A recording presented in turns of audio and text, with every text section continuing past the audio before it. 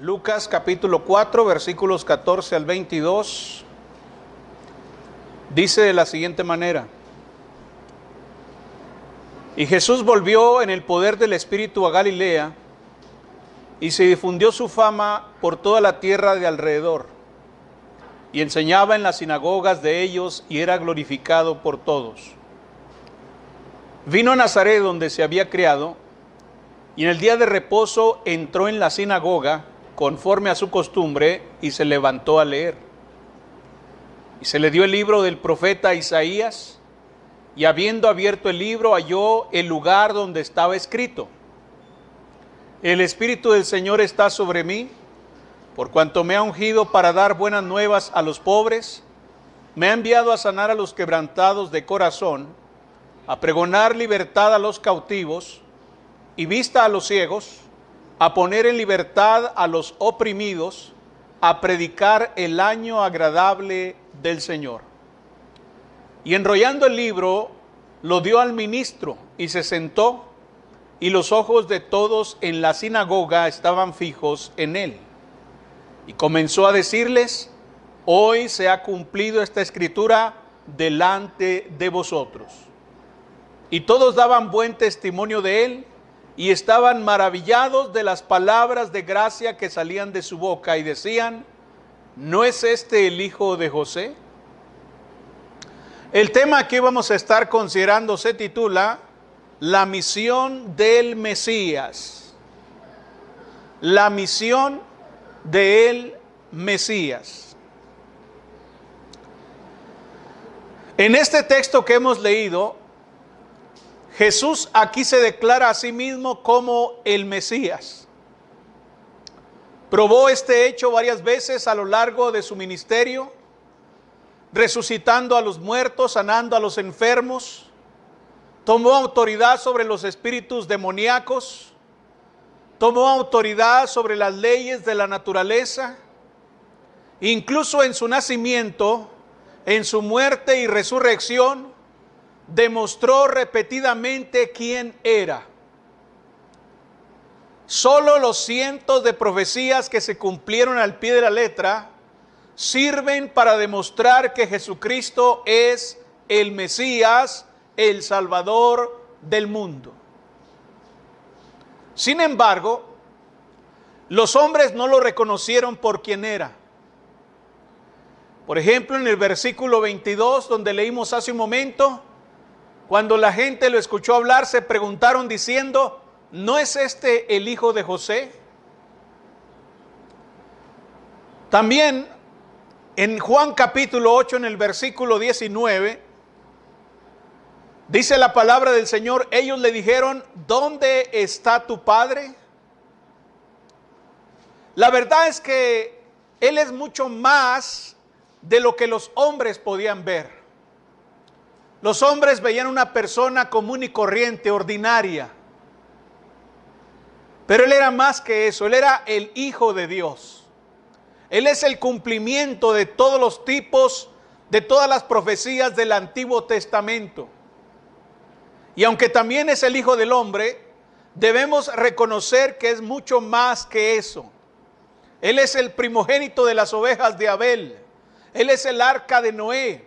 Él es el sacrificio de Abraham. Él es el buen pastor. Él es el tabernáculo de Dios. Él es el sacrificio perfecto.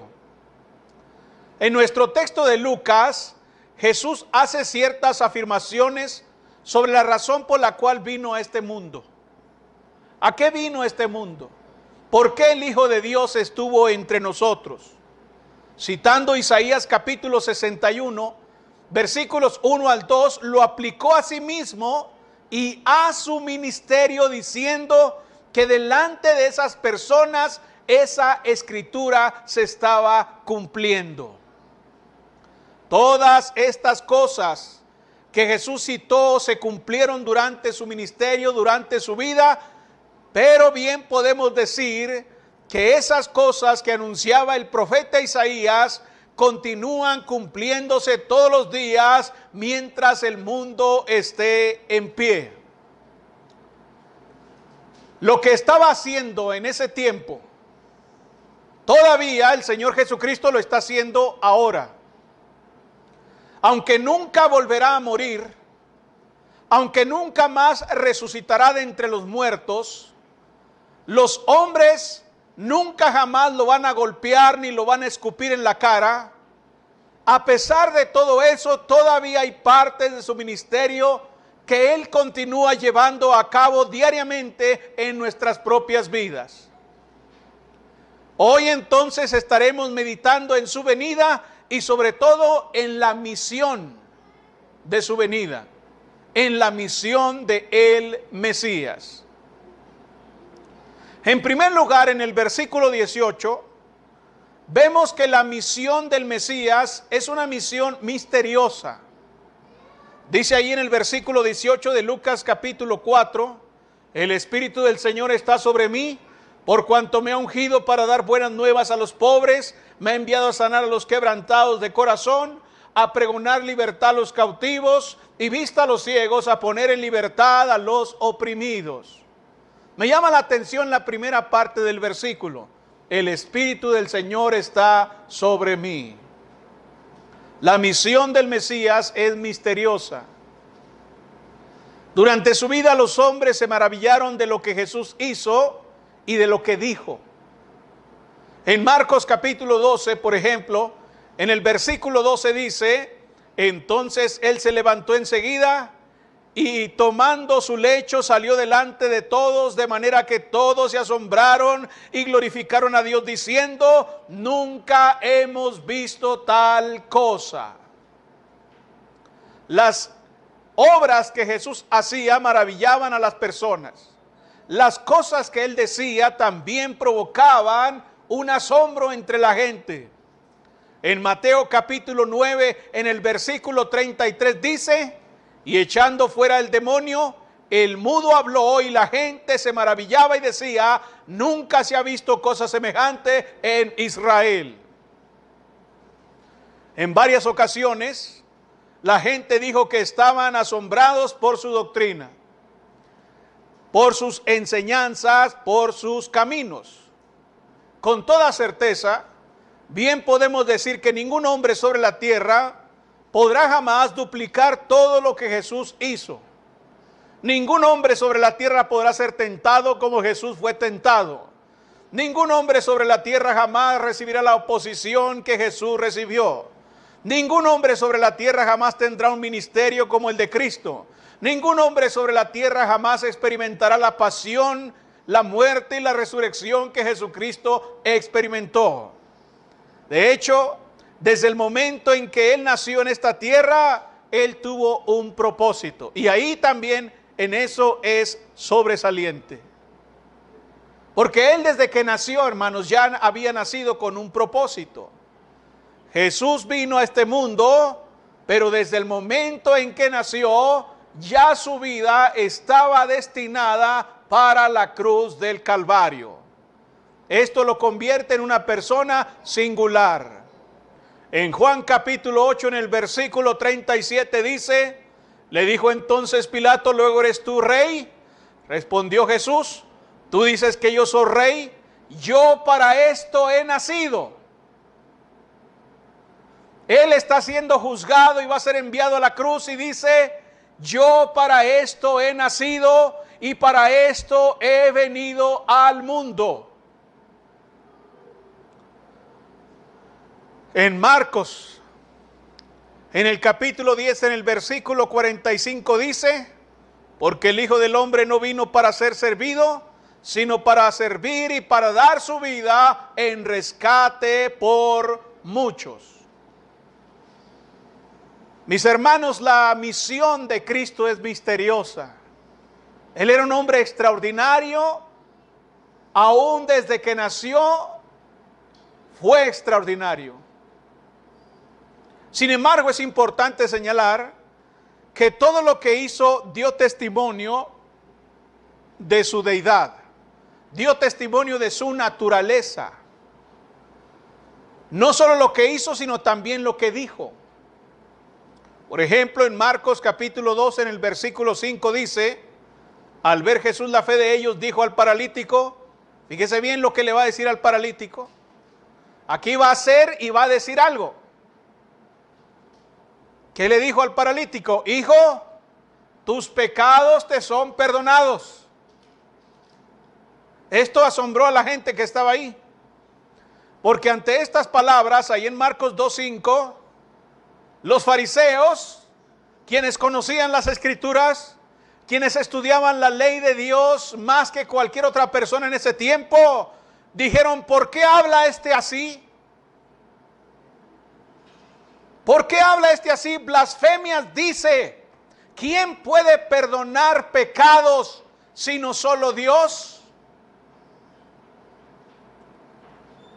¿Lo ve?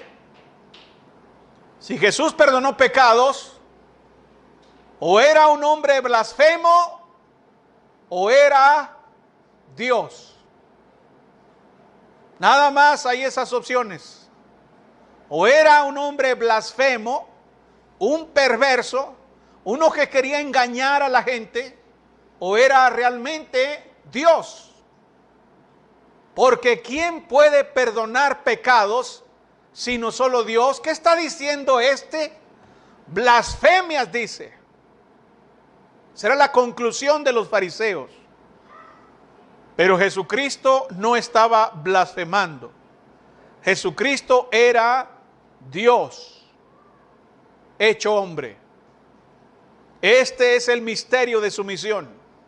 O como dijo el apóstol Pablo en su primera carta a Timoteo, en el capítulo 3, en el versículo 16. El apóstol Pablo escribió, e indiscutiblemente grande es el misterio de la piedad.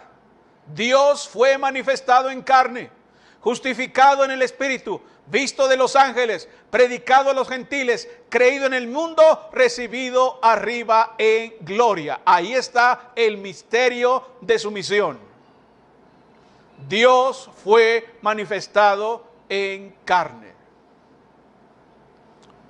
Esto debe reflexionar a cada persona. Debe provocar una reflexión seria en todos y cada uno de los que conocemos estas verdades. Los que no son cristianos, sepan que no están rechazando la invitación de un hombre cualquiera.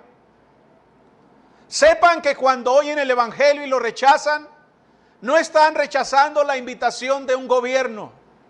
No están rechazando la invitación de personas ordinarias, sino que están rechazando el llamamiento divino. Están rechazando el llamamiento del Creador. Están dando la espalda al sacrificio que Dios hizo al venir a esta tierra para derramar su sangre y hacer posible el perdón de nuestros pecados. No rechazan una ideología humana, sino a Dios mismo, a su voluntad, a su palabra. Quienes son cristianos, quienes ya hemos obedecido el evangelio, debemos meditar muy seriamente en la calidad de nuestro servicio y en la honestidad de nuestra adoración a Él. Se supone que nosotros ya entendemos, se supone que nosotros ya sabemos, se supone que nosotros ya hemos experimentado, ya hemos gozado de la salvación que Él hizo posible en la cruz del Calvario. Se supone que hemos puesto nuestra confianza en eso. Por consiguiente, nuestro servicio en la adoración debe ser de corazón y honesta. Cuando desobedecemos su voluntad, no estamos ignorando la voluntad de un simple hombre, sino la misma voluntad de Dios. La misión misteriosa del Mesías nos impulsa, nos motiva a servirle de corazón y con honestidad. En segundo lugar, en los versículos 18 al 19 de Lucas capítulo 4, vemos que la misión del Mesías es majestuosa. Dice la palabra del Señor, versículos 18 y 19 de Lucas capítulo 4. El Espíritu del Señor está sobre mí por cuanto me ha ungido para dar buenas nuevas a los pobres. Me ha enviado para sanar a los quebrantados de corazón, a pregonar libertad a los cautivos y vista a los ciegos, a poner en libertad a los oprimidos, a predicar el año agradable del Señor. Fíjense bien, la misión del Mesías es majestuosa. Jesús vino a este mundo con un trabajo que hacer. Es un trabajo, de hecho, que todavía está realizando, que no ha terminado. Empezó cuando Él vino a esta tierra, pero no ha terminado todavía. En primera instancia, Jesucristo dice que Él vino para dar buenas nuevas ¿a quién? A los pobres. Vino para anunciar las buenas noticias a aquellos que están desprovistos de posición, de influencia, de honor. Vino a aquellos literalmente que se encuentran ante la verdad y la realidad de Dios y entonces se ven a sí mismos como faltos, como indignos de la voluntad del Señor, que se acobardan ante su majestuosidad. Jesús vino a los necesitados. Jesús vino a los que tienen una mala economía, pero también Jesús vino a los que espiritualmente se encuentran en la miseria. En Mateo capítulo 11, en el versículo 28, Él dijo: venid a mí todos los que estáis trabajados y cargados, y yo os haré descansar. Él vino por aquellos que están en la derrota. Él vino por aquellos que están en la bancarrota, que están muertos espiritualmente, que están condenados, que son pecadores.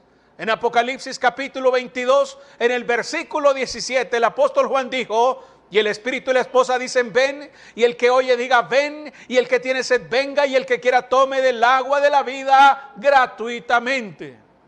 No hay costo para aquellos que quieran beneficiarse de la obra de la misión del Señor Jesucristo. Así que Él vino primeramente para dar buenas nuevas a los pobres. En segundo lugar dice que Él vino para sanar a los quebrantados de corazón. Él vino para sanar a los que padecen un dolor extremo. Habla a aquellos cuyo espíritu ha sido aplastado. Vino a aquellos que están bajo los pies de un conquistador. En cuanto a esto, debemos tener presente que los sufrimientos y padecimientos de cualquier naturaleza, todos son conocidos por el Señor. En otras palabras, el Señor no ignora nada acerca de nosotros. Él sabe todo, hermanos. Él sabe todo. Job, capítulo 23, versículo 10 dice: mas Él conoce mi camino. Dios sabía exactamente lo que estaba sufriendo Job. Y sabe exactamente lo que está padeciendo cada una de sus criaturas, cada uno de sus hijos. Pero no solamente Él sabe, sino que a Él le importa lo que está sucediendo. La Biblia dice en la primera epístola de Pedro, en el capítulo 5, en el versículo 7, echando toda vuestra ansiedad sobre Él. ¿Por qué? Porque Él tiene cuidado de vosotros. Esto significa que a Él le importa. Él no solamente conoce y sabe nuestros padecimientos y nuestros sufrimientos, sino que también le importan. Él tiene cuidado de nosotros y por eso con toda confianza debemos echar toda nuestra ansiedad sobre Él.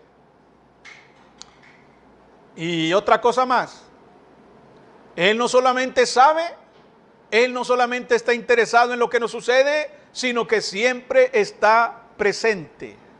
Siempre está presente. En Hebreos capítulo 13, en el versículo 5, la Escritura, hablando acerca de lo que Dios dice: no te desampararé ni te dejaré. Esta promesa grandiosa y maravillosa debe ser de aliento para cada persona que está padeciendo algún sufrimiento. No te desampararé ni te dejaré. Así que si usted está padeciendo alguna cosa de cualquier naturaleza, no se rinda, no se dé por vencido. El Señor está siempre a nuestro lado. Él vino a este mundo a sanar a los quebrantados de corazón y sin duda alguna que Él cumplirá con esta maravillosa obra que estará haciendo en nuestras vidas. En tercer lugar, Él vino a pregonar libertad a los cautivos. Es interesante que una imagen literal de esta declaración es la de personas que han sido detenidas a punta de un arma. Los cautivos son los que son detenidos a punta de un arma, ya sea de una lanza, de cualquier naturaleza. Son cautivos, es gente que ha sido esclavizada.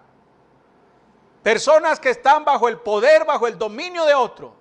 Bueno, Él vino a declarar que hay libertad de las armas de los enemigos espirituales del hombre.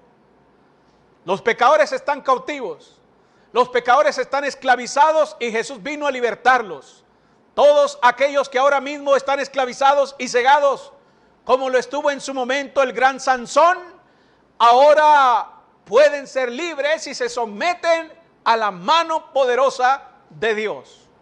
La Biblia dice en la primera epístola de Juan, en el capítulo 1, en el versículo 9, si confesamos nuestros pecados, Él es fiel y justo para perdonar nuestros pecados y limpiarnos de toda maldad. Fíjense bien, ahí está lo que esclaviza al hombre, el pecado.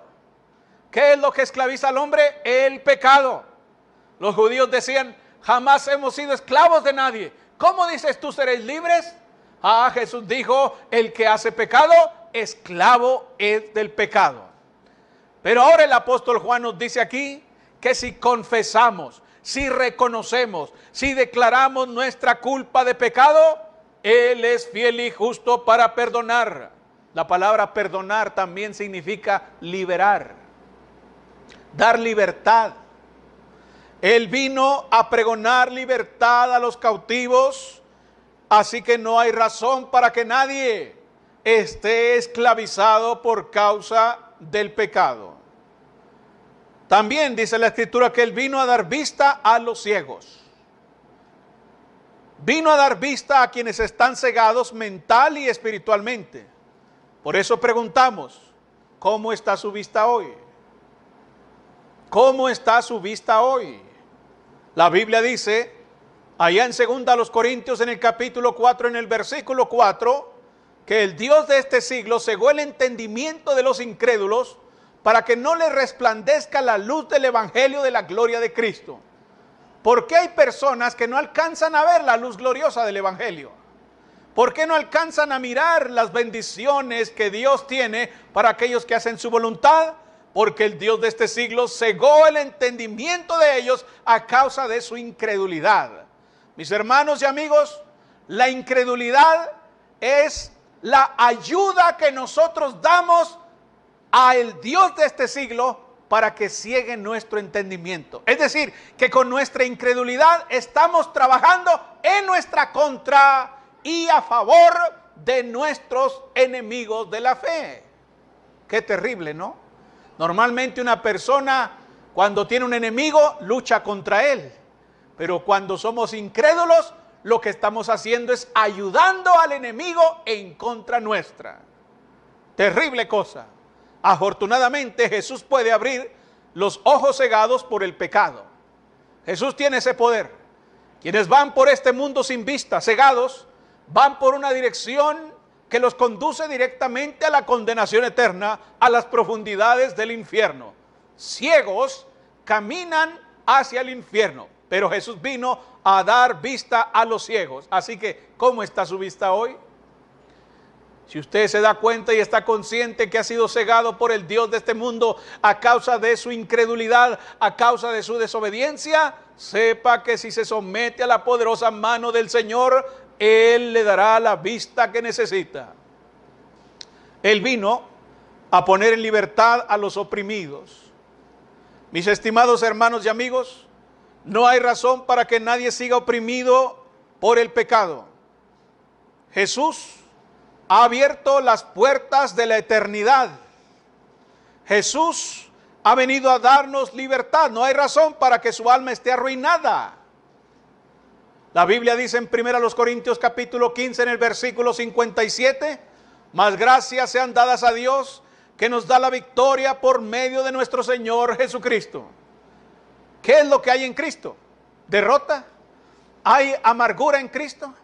¿Hay muerte en Cristo? No, dice la Biblia, dice la Escritura aquí, que en Él tenemos victoria. No hay razón para estar oprimidos, no hay razón para estar cautivos, no hay razón para estar derrotados y vencidos, porque Él vino a poner en libertad a los oprimidos. Él vino a predicar el año agradable del Señor. El Señor vino para proclamar que se han abierto las puertas de la salvación, se han abierto las puertas de la eternidad para todas las personas que quieran ir a la gloria. Él vino para recordarnos que vendrá tiempo cuando su pueblo estará con Él en el cielo por la eternidad. La Biblia dice en Apocalipsis, en el capítulo 21, en el versículo 4, que en ese lugar enjugará Dios toda lágrima de los ojos de ellos, y ya no habrá muerte, ni habrá más llanto, ni clamor, ni dolor, porque las primeras cosas pasaron. ¿Se perderá usted de todo esto? ¿No quiere que sus lágrimas sean enjugadas? ¿No quiere ser libre de la muerte, del llanto, del clamor, de dolor? Bueno, Él vino a eso. Lamentablemente habrá quienes escojan el camino del llanto, el camino de la muerte, el camino del dolor, en la condenación eterna, en el infierno eterno. Pero no hay razón para eso. Usted no tiene por qué terminar ahí, porque Él vino a predicar el año agradable del Señor. Así que si usted se da cuenta que está siguiendo el pecado que lo lleva a la condenación, arrepentíos y convertíos para que sean borrados vuestros pecados. ¿Para qué? Para que vengan de la presencia del Señor. ¿Qué cosa? Tiempos de refrigerio, tiempos de paz, tiempos de bonanza.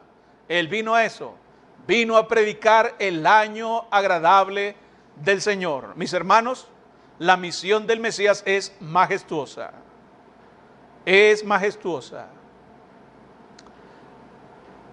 En tercer lugar, versículos 20 al 21 de Lucas capítulo 4.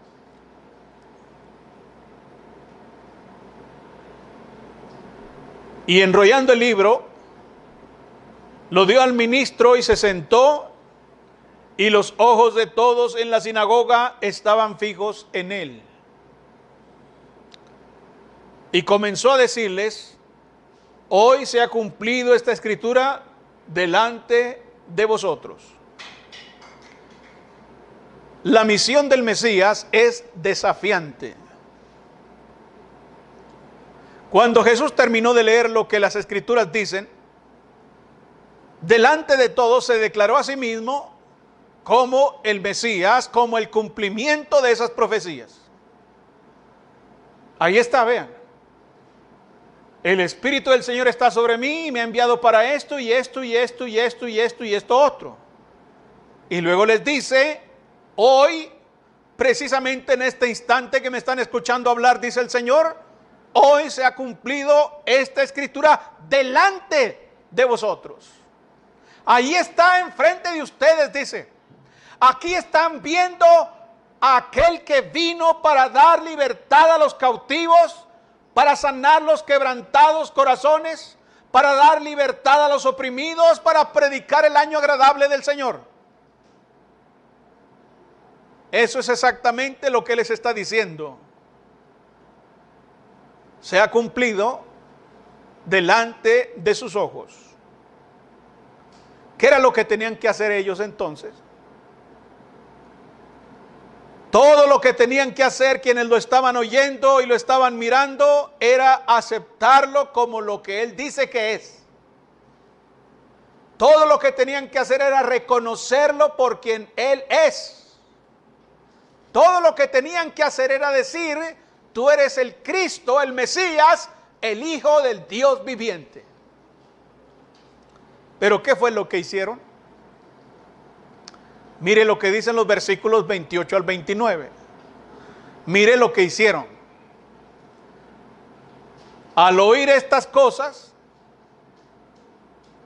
en la sinagoga se llenaron ¿de qué? Se llenaron de ira.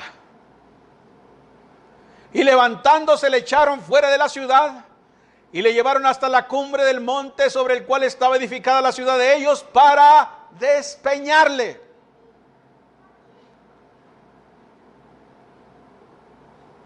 Como vemos, ellos quisieron matar ahí mismo a Jesucristo por lo que estaba diciendo. Para ellos lo que él estaba diciendo era una blasfemia. Para ellos lo que Jesús estaba declarando eran palabras dignas de muerte. Así que se llenaron de ira, empezó a subir la temperatura en sus cuerpos, se sintieron tan indignados que lo tomaron y lo llevaron para echarlo abajo, para matarlo ahí mismo.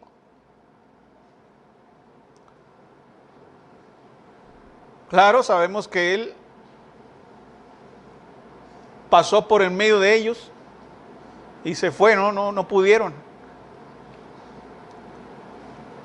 Sin embargo, es importante que usted sepa que él todavía es el Mesías y está buscando que usted lo reconozca como tal. Él todavía es el Mesías y quiere que usted lo reconozca. Quiere que el mundo reconozca que Él es el Cristo, el Mesías, el Hijo de Dios, el Salvador. ¿Usted recuerda la Gran Comisión? Todos nos sabemos la Gran Comisión de Mateo, ¿no? Y hacer discípulos a todas las naciones, bautizándolos. Usted la conoce. Usted conoce la Gran Comisión en la versión de Marcos también. Ir por todo el mundo y predicar el Evangelio a toda criatura. El que creyere y fuere bautizado será salvo. Usted lo conoce. Tal vez algunos conocen la versión de Lucas. Y que se predicase en su nombre el arrepentimiento y el perdón de pecados en todas las naciones, comenzando desde Jerusalén. Pero usted recuerda la versión de Juan. ¿Qué dice la versión de Juan? La versión de Juan dice, en el capítulo 20, versículos 30 a 31 de la Gran Comisión, lo siguiente. Hizo además Jesús muchas otras señales en presencia de sus discípulos, las cuales no están escritas en este libro, pero estas se han escrito ¿para qué? Ahí dice ¿para qué? Se han escrito para que creáis que Jesús es el Cristo, el Hijo de Dios, y para que creyendo tengáis vida en su nombre. Como vemos, Él todavía quiere que usted le reconozca como el Cristo, el Hijo de Dios, el Mesías. Y creyendo en eso, usted tenga vida en su nombre. ¿Qué hará usted con las afirmaciones de Jesús entonces?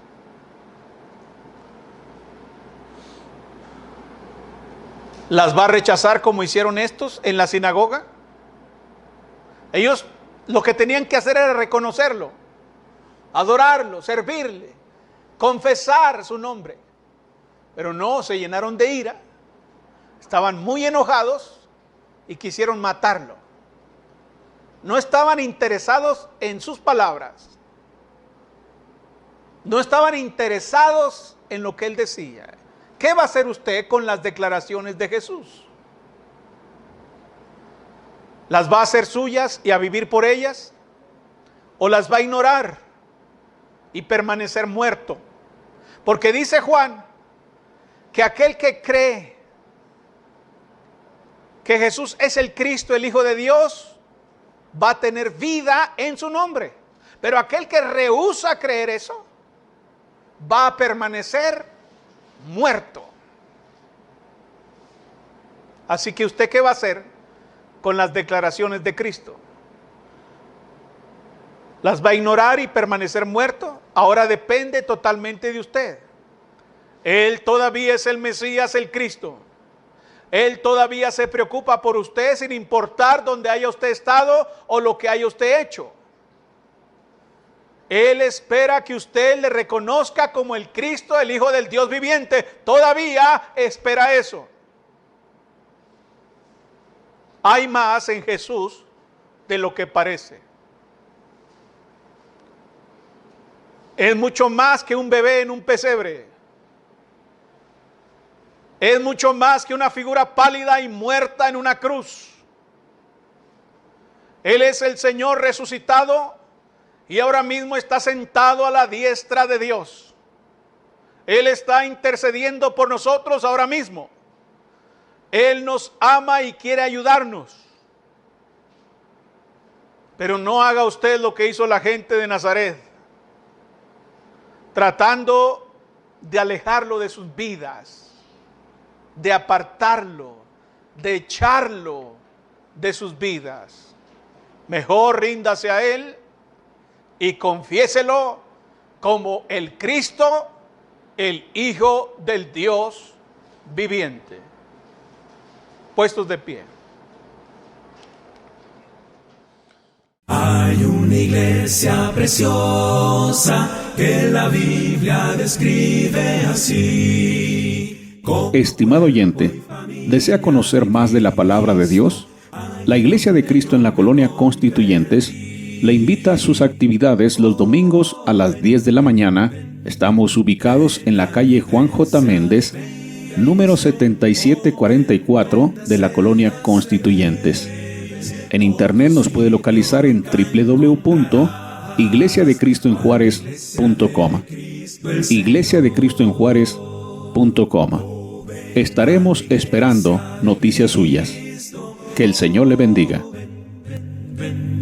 Ven a la iglesia de Cristo, ven donde seas feliz. Otro sitio nunca encontrarás, cual la iglesia de Cristo el Señor.